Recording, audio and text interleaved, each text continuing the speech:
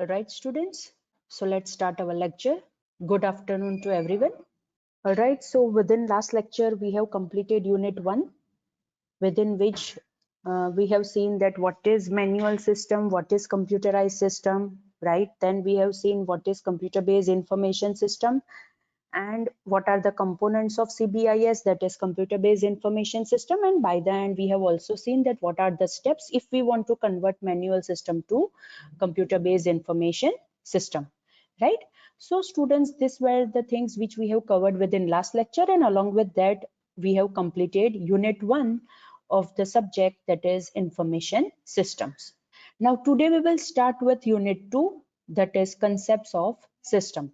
Again I repeat, the unit 2, that is concepts of system.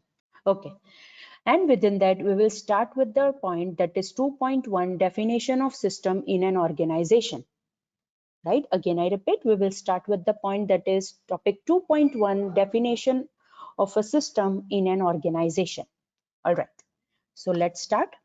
अगर हम organisation के अंदर ये डिटरमाइन करना चाहते हैं that what is the system, तो we can say that it is a set of activities, right? कि जो हम वेरियस स्टेप्स फॉलो करके करते हैं to accomplish some specific goal. अगर हम कोई गोल अचीव करना चाहते हैं within our organization, and उसके लिए हम जो एक्टिविटीज परफॉर्म करेंगे by using some steps, that is known as system in an organization, right?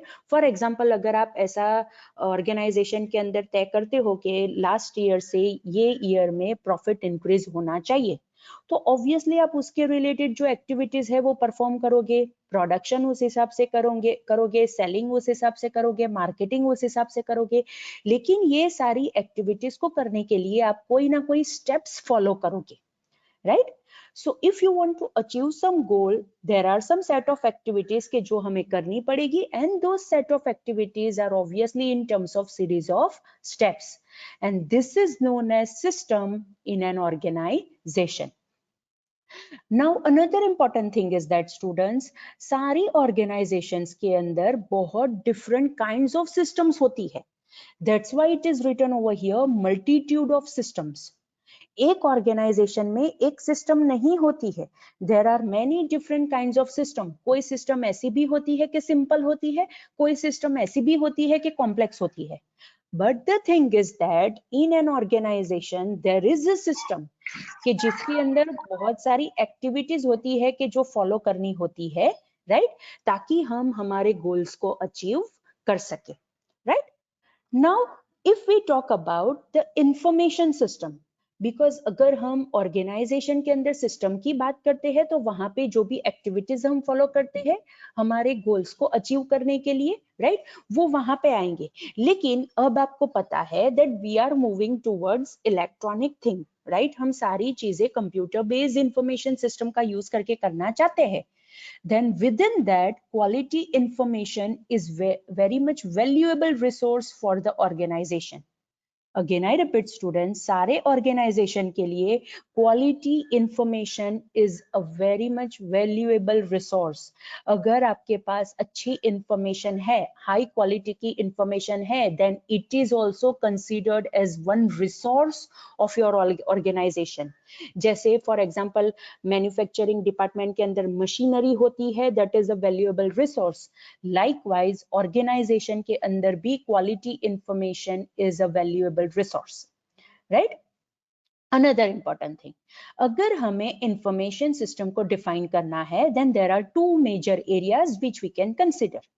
Again I repeat, अगर हमें information system को define करना है, then there are two major areas which we can consider. First, information system के building blocks कौन से होंगे? Again I repeat, information system के building blocks कौन से होंगे, और वो ब्लॉक्स को बनाने के लिए हम कैसी डिजाइन फॉलो करेंगे. These are the two important steps or two important areas which we have to consider related to the information system. अगर हम information system define करना चाहते हैं for our organization, तो हमें ये two points को consider करना पड़ेगा। फर्स्ट इज कौन से बिल्डिंग ब्लॉक्स हम कंसीडर करेंगे हमारी information system related, and second is वो इंफॉर्मेशन ब्लॉक्स किस हिसाब से डिजाइन करेंगे ताकि वो बिल्डिंग ब्लॉक्स अच्छी तरह से हम बना सके, right? So these are the two major areas which we have to consider if we want to define information system for our organization, right? Now what is information system? हमने already उसके related definition देख ली है, right? But यहाँ पे हम उसे repeat कर देते हैं. We can say that information system is a set of elements जो हमने वहां पे देखा था, right? यहाँ पे मैंने अलग तरह से लिखा है, that is information system are a set of people, procedure and resources. वहां पे मैंने लिखा था set of elements, लेकिन उसके जो task है वो same है, that is to collect, transform and disseminate information in an organization, right? वहां पे भी हमने ये जो activities information system follow करेगी वो तो हमने वहां पे भी same ही लिखी थी, right? So that is we can say that information system are a set of elements, or more precise set of people, procedure and resources which will collect, transform and distribute, or more precise disseminate information in an organization, right? हम उसको अगर simplified वे में अगर हम कहना चाहते हैं तो हम ये भी कह सकते हैं a system that accepts data resources as an input, processes them into information and produce output, और we can say उसका output जो information के terms में होगा it will be act as a product of information system. मतलब ऐसे system के जो डेटा को इनपुट लेती है, उसके ऊपर प्रोसेस करती है ताकि वो उसे इंफॉर्मेशन में कन्वर्ट कर सके, and that information is considered as an output which is a product of the information system. Again I repeat, which is the product of the information system, right? Okay. Now students, हमने ये देखा कि system की definition क्या है related to the organisation. उसके बाद हमने देखा कि okay which is the most important resource अगर हम इंफॉर्मेशन सिस्टम को कंसीडर करते हैं, and that is valuable information, और more precise we can say quality information. फिर हमने देखा कि which are the two major areas के जो हमें कंसीडर करने पड़ेंगे if we want to define information system for our organization, right? After that we have seen that what is information system. अब स्टूडेंट्स हमें ऐसे थोड़े बहुत पॉइंट्स है या फिर मोर प्रिसाइज वी कैन से ऐसी टर्मिनोलॉजीज है which is related to the system जो हमें पता होनी चाहिए, राइट? वो अब हम देखेंगे, right? So the first terminology is system boundary. Again I repeat, first terminology is system boundary. We can define it as a limits of the system, or more precise we can also say system boundary distinguishes it from everything else. Everything else यहाँ पे environment consider करना है, right? मतलब अगर हम हमारी system की limit define करते हैं that is considered as a system boundary, and it will also allows us to distinguish our system from the remaining environment. For example, college है, राइट? कॉलेज की अगर हम कॉलेज मैनेजमेंट सिस्टम की बात करें then it is a very big system. लेकिन अगर उसके अंदर मैं फीस मैनेजमेंट सिस्टम की बात करती हूँ, ऑनलाइन एग्जामिनेशन सिस्टम की बात करती हूँ, पेरोल सिस्टम की बात करती हूँ, then what I have done, मैंने ये फीस मैनेजमेंट सिस्टम की एक बाउंड्री डिसाइड कर दी, एक लिमिट बना दी कि ये सिस्टम सिर्फ फीस, स्टूडेंट्स की फीस ही मैनेज करेगा, right?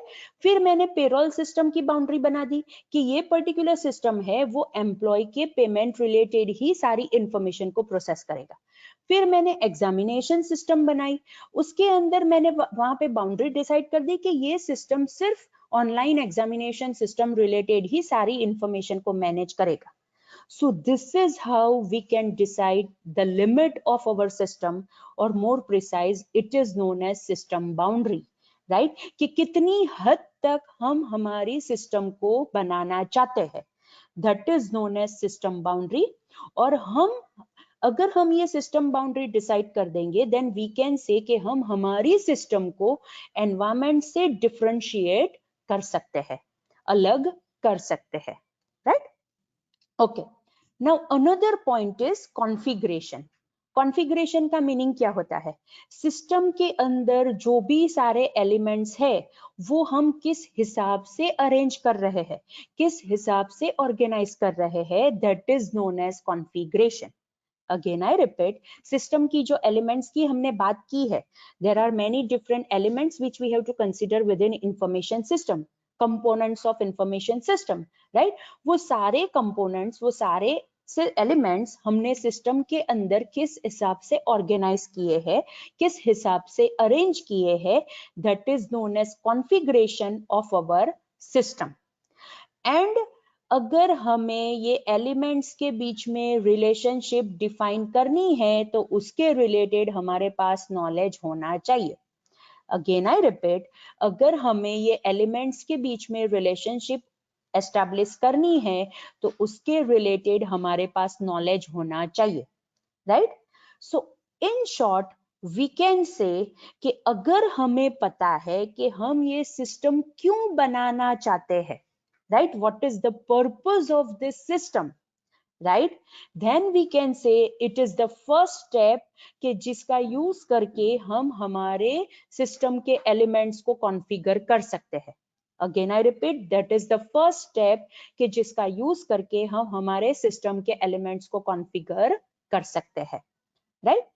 So this is the thing students कि हमें पता होना चाहिए कि हमारी सिस्टम का पर्पस क्या है। फॉर एग्जांपल, मैं एक सिस्टम बनाना चाहती हूँ कि जो स्टूडेंट्स की फीस मैनेज करे। इन शॉर्ट, मेरे सिस्टम का पर्पस है to manage the students fees, that is fees management system. मतलब मुझे अगर पता है that what is the purpose of my system, तो मैं उसके अंदर के जो भी एलिमेंट्स है उसे अच्छी तरह से कॉन्फ़िगर कर सकती हूँ, right? So these are the terminologies, that is system boundary, configuration, knowledge, right? And what is the importance of it?